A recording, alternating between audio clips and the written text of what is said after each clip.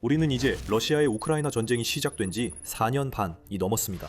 이는 제1차 세계대전보다도 길고 소련이 제2차 세계대전에서 나치 독일과 싸운 기간보다도 깁니다. 그리고 그 소련의 승리와는 달리 이번 전쟁은 특히 이 분쟁에 관련된 두 나라를 고려할 때 현대사에서 가장 큰 실패 중 하나로 기억될 것으로 보입니다. 거의 모든 측정 가능한 기준에서 이 전쟁은 크렘린이 자국민에게 약속했던 대로 진행되고 있지 않습니다. 우리는 실제 수치들을 살펴볼 것입니다. 이 수치들은 우크라이나, 러시아, 그리고 독립적인 서방 출처에서 가져온 것들로 이 침공을 시작한 나라에 얼마나 불리하게 흘렀는지 보여줄 것입니다. 이 전쟁에서 누가 지상에서 이기고 있는지에 대한 모든 논쟁을 끝낼 수 있는 숫자부터 시작해봅시다. 바로 영토입니다. 2022년 11월 우크라이나가 하르키우와 헤르손에서 반격을 펼쳐 러시아가 점령했던 영토의 절반 이상을 이미 되찾은 이후였습니다. 침공 초기 몇 달 동안 러시아군은 우크라이나 영토 약 10만 8,600 제곱킬로미터를 통제하고 있었습니다. 이는 대략 우크라이나 전체의 18%에 해당합니다. 이제 2026년 중반으로 넘어가 보면 수십만 명의 추가 사상자와 크렘린의 지속적인 우크라이나 도시 해방 주장 이후에도 러시아는 약 11만 6천 제곱킬로미터 정도만을 통제하고 있었습니다. 이는 전체의 약 20%에 불과합니다. 다시 말해 3년 반에 걸친 치열한 공세 끝에 러시아가 추가로 점령한 우크라이나 영토는 2%도 채 되지 않습니다. 그리고 결정적인 사실이 있습니다. 2026년 4월 전쟁연구소는 2026년 4월, 2024년 8월 의 유명한 쿠르스크 침공을 제외한다면 러시아가 전쟁 중 처음으로 한 달 동안 순 영토 손실을 기록했다고 밝혔습니다. 그 침공은 러시아 영토에서 일어난 일이었습니다. 요점은 우크라이나군이 러시아군이 점령한 것보다 더 많은 영토를 되찾았다는 것입니다. 하지만 이 상황은 오래가지 않았고 러시아군이 6월과 7월에 다시 소폭 순이득을 기록하기 시작했습니다. 하지만 한 달 동안은 2022년부터 크렘린 선전이 주장해온 러시아의 막을 수 없는 진격이 더 이상 사실이 아니게 되었습니다. 그리고 이 전쟁이 얼마나 다르게 시작되었는지 기억할 필요가 있습니다. 침공 초기 몇 주 동안 러시아군은 며칠 만에 우크라이나의 6만 평방킬로미터가 넘는 영토를 점령했고 키이우를 향해 질주하다가 결국 밀려났습니다. 그것이 한 나라의 허를 찔렀을 때 완전한 기계화 군대가 실제로 달성할 수 있는 진격의 규모입니다. 지금의 전선과 비교해 보십시오. 러시아가 1년 넘게 뚫으려고 애쓴 동부 도네츠크의 요새화된 방어선 콘스탄티노프카 주변에서 러시아군은 하루 평균 약 50m씩 전진하고 있습니다. 포크로프스크 근처에서는 그 수치가 70m에 가깝습니다. 이런 종류의 1일 진격은 군사 역사가들이 보통 1916년 솜 전투를 설명할 때 사용하는 표현입니다. 솜 전투는 4개월 넘게 이어졌고 전차가 처음으로 전투에 투입되었으며 영토 확보 규모도 한 자릿수 킬로미터에 불과했습니다. 그 전투는 거의 아무런 전략적 성과 없이 대규모 학살이 반복되는 대명사가 되었고 러시아도 이러한 진격에서 비슷한 길을 걷고 있는 것처럼 보입니다. 이 진격이 실제로 얼마나 느린지 이해하려면 2025년 5월에 포브스가 했던 것처럼 계산해보는 것이 도움이 됩니다. 그때 러시아군은 한 달에 약 176제곱킬로미터씩 진격하고 있었습니다. 포브스는 계산을 해본 결과 그 속도라면 러시아가 우크라이나 전체를 점령하는데 231년이 걸릴 것이라고 밝혔습니다. 같은 분석에 따르면 전쟁 전 인구가 1억 4천만 명이었던 우크라이나를 점령하려면 러시아는 1억 명의 병력이 필요하다고 했습니다. 하지만 이 추정치를 한번 업데이트해 보겠습니다. 전쟁연구소의 2026년 상반기 자료에 따르면 러시아는 6개월 동안 총 약 628제곱킬로미터를 점령했습니다. 이는 한 달에 약 104.5제곱킬로미터에 해당하며 포브스가 1년 전에 사용했던 수치보다 훨씬 적은 양입니다. 만약 우리가 오늘 같은 계산을 한다면 러시아는 현재 속도로 우크라이나 전체를 점령하려면 230년이 아니라 약 400년이 걸릴 것입니다. 참고로 이는 표트르 대제가 러시아 제국을 건국한 이후 지금까지 흐른 시간보다 더 긴 기간입니다. 이제 러시아가 그 조그마한 영토를 위해 치르고 있는 대가에 대해 이야기해 봅시다. 바로 여기서부터 숫자가 정말로 충격적으로 변합니다. 우크라이나 총참모부에 따르면 러시아의 전투 손실, 즉 전사자와 부상자 수는 2026년 7월 말까지 145만 명을 넘어섰습니다. 7월 한 달만 해도 러시아군의 인명피해가 올해 들어 가장 심각했던 달이었습니다. 42,860명의 손실이 기록되었습니다. 2026년 들어서만 러시아는 평균적으로 매달 약 3만 4천 명의 병력을 잃고 있습니다. 독립적인 서방 정보기관들의 추정치도 이를 대체로 뒷받침하고 있습니다. 영국 국방부, 에스토니아 대외정보국, 네덜란드 군사정보국과 워싱턴의 CSIS도 마찬가지입니다. 모두 러시아군 사망자가 40만에서 50만 명 사이에 이른다는 데 의견이 모이고 있으며 총 사상자 수는 사망자와 부상자, 실종자를 합치면 110만에서 140만 명에 달합니다. 이를 비교해보면 CSIS는 러시아가 제2차 세계대전 이후 어떤 주요 강대국보다도 더 많은 전장 사상자를 냈다고 지적합니다. 미국의 경우 1945년 이후 치른 모든 전쟁을 합쳐도 그 숫자의 4분의 1 정도만을 이뤘습니다. 그리고 러시아 보병의 돌격이 드론 영상에서 보이는 방식으로 변한 이유를 설명해주는 또 다른 중요한 숫자가 있습니다. 군사 분석가들은 CIA 평가를 인용해 대규모 보병 돌격에 투입된 경험 없는 러시아 병사의 평균 생존 시간이 고작 30분에 불과하다고 밝혔습니다. 이 수치는 전선에 있는 모든 병사에게 해당되는 평균적인 숫자는 아닙니다. 오히려 이 수치는 러시아가 점점 더 의존하고 있는 소모형 인해 전술, 즉 훈련이 부족한 소규모 병력 집단을 우크라이나 진지로 직접 돌격시키는 전술을 구체적으로 가리키는 것입니다. 이들의 목적은 종종 방어선을 돌파하는 것이 아니라 단순히 우크라이나군의 사격을 유도하고 발포 위치를 드러내며 소모전을 통해 탄약 비축량을 고갈시키는 데 있습니다. 수명이 몇 분 단위로 측정된다는 것은 이 돌격병들이 얼마나 소모품처럼 여겨지고 있는지, 그리고 러시아가 점점 더 제병 협동작전 대신 미미한 전장 이득을 위해 인명을 희생하고 있다는 점을 보여줍니다. 크렘린이 이 모든 것보다 더 걱정해야 할 점이 하나 더 있습니다.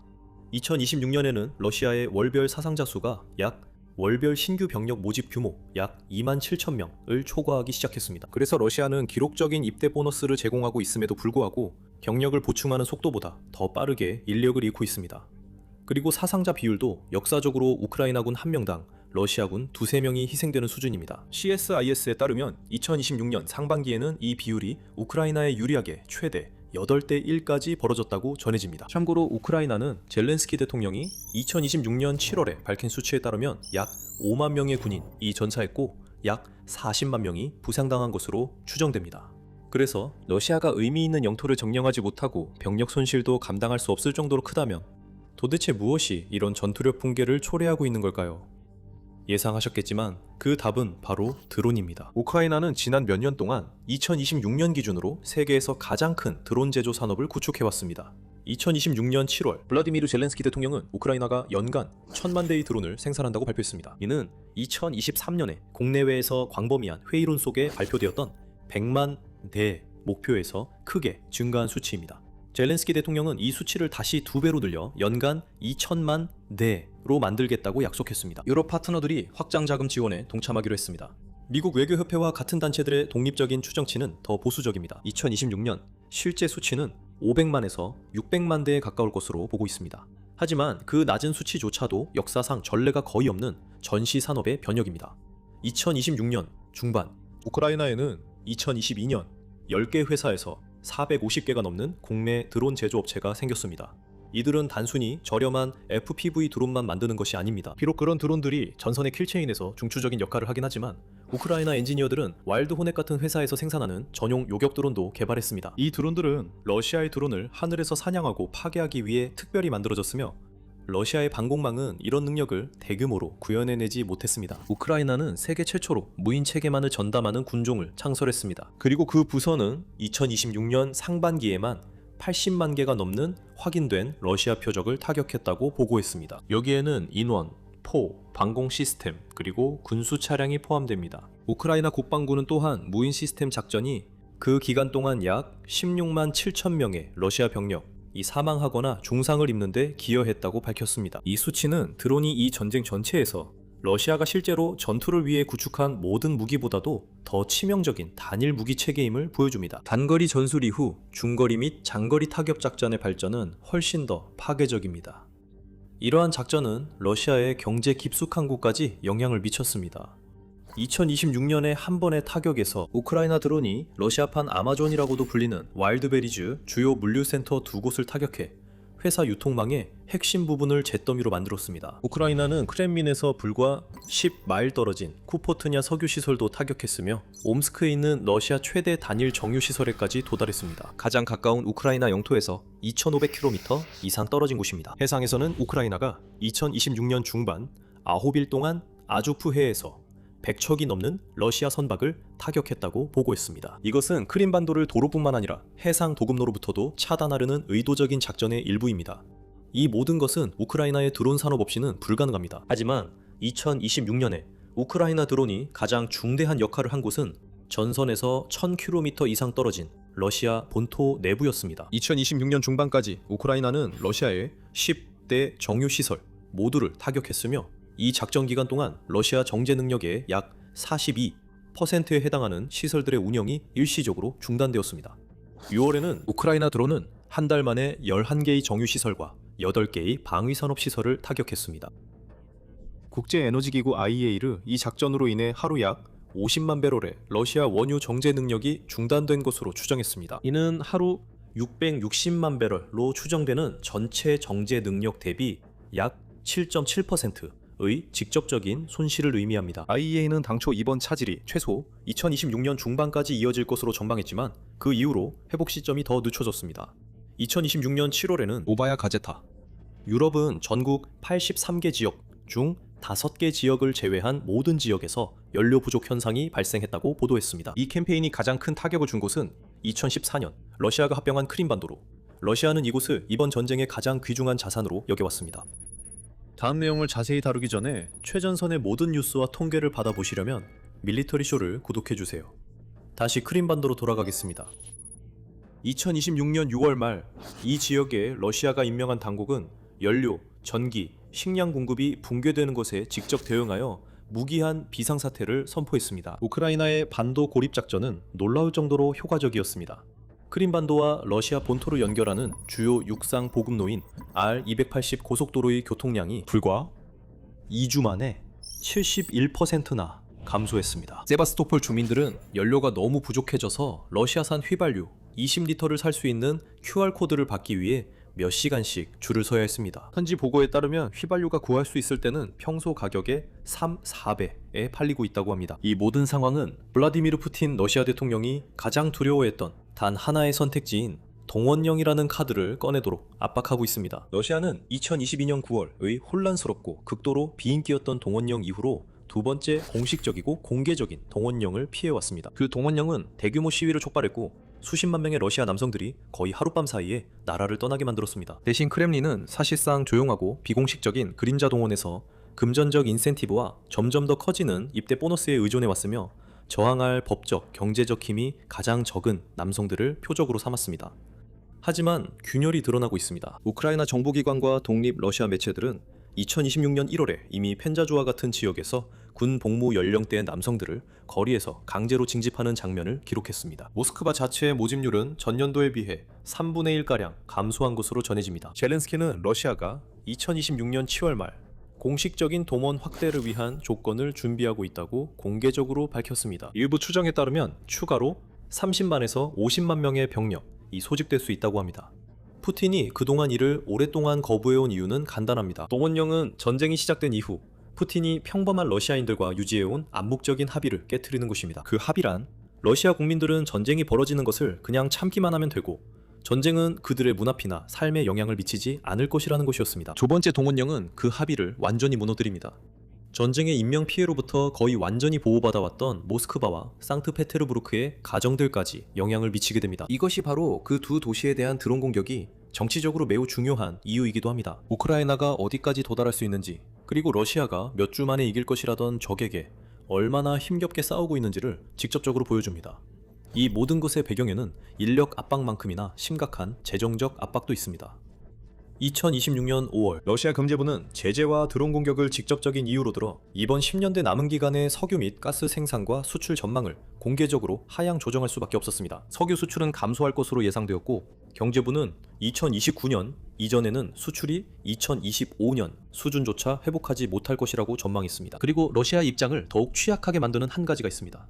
러시아 부총리 알렉산드르 노박은 2026년 우랄산 원유 가격을 배럴당 겨우 59달러로 책정했습니다. 이는 전 세계 유가가 여러 차례 배럴당 미화 104달러를 넘어서 급등했음에도 불구하고 그렇다는 점입니다. 미국, 이스라엘, 이란 간의 전쟁으로 호르무즈 해협이 폐쇄되었기 때문에 러시아는 인위적으로 부풀려진 세계 시장에서도 자국의 석유를 큰 폭의 할인 가격에 판매하고 있습니다. 그리고 러시아 자체 전망에 따르면 그 가격은 2027년부터 2029년까지 배럴당 약 50달러로 더 떨어질 것으로 예상하고 있습니다.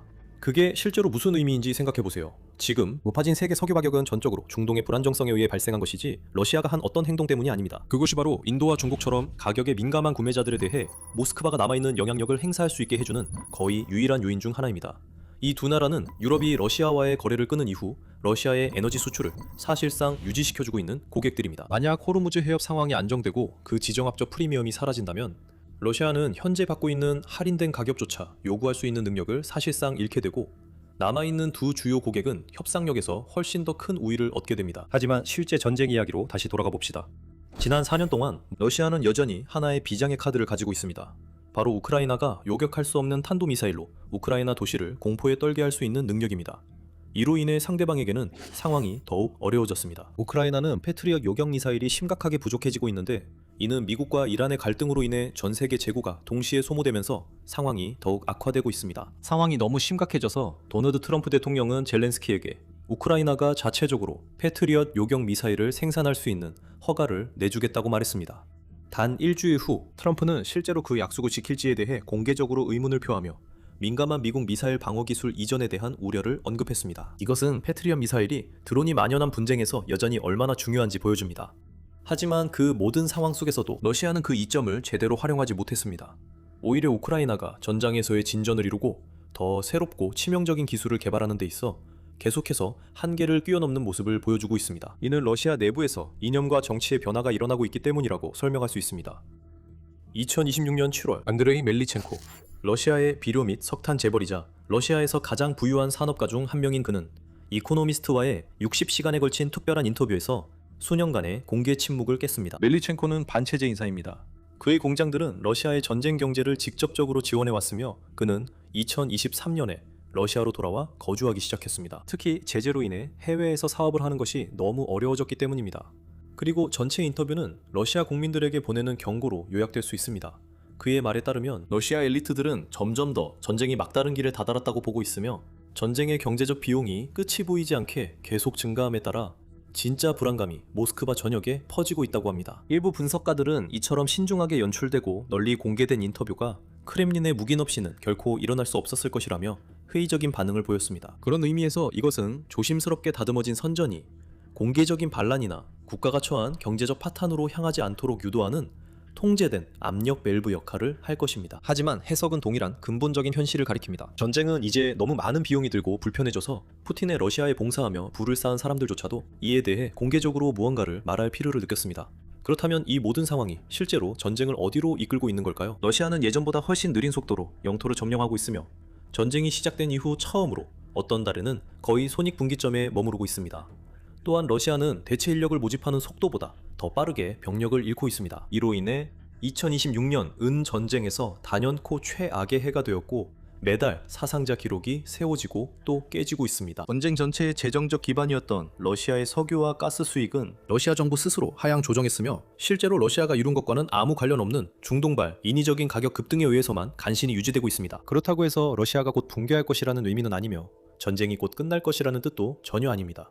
블라디미르 푸틴은 이전에도 이보다 더한 정치적 압박을 견뎌낸 적이 있습니다. 궁지에 몰린 블라디미르 푸틴이 전선에서 진정한 위기에 직면하게 된다면 그는 더욱 위험해질 수 있습니다.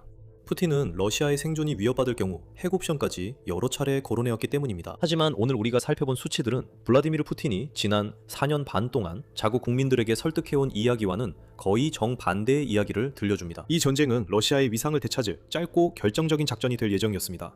하지만 실제로는 러시아 역사상 가장 많은 비용이 든 전쟁이 되었고 영토 확장은 한 자릿수 %로 측정될 정도로 미미합니다. 그리고 이 전쟁은 말 그대로도 비유적으로도 연료가 눈에 띄게 바닥나고 있는 경제가 이 전쟁에 자금을 대고 있습니다. 이제 러시아의 붕괴를 본격적으로 촉발할 수도 있는 잠재적인 추가 동원령에 대해 더 알고 싶으시다면 이 영상을 확인해보세요. 그리고 최신 뉴스, 통계, 그리고 전 세계의 지정학과 전쟁에 대한 분석을 받아보시려면 꼭 밀리터리쇼를 구독해주세요.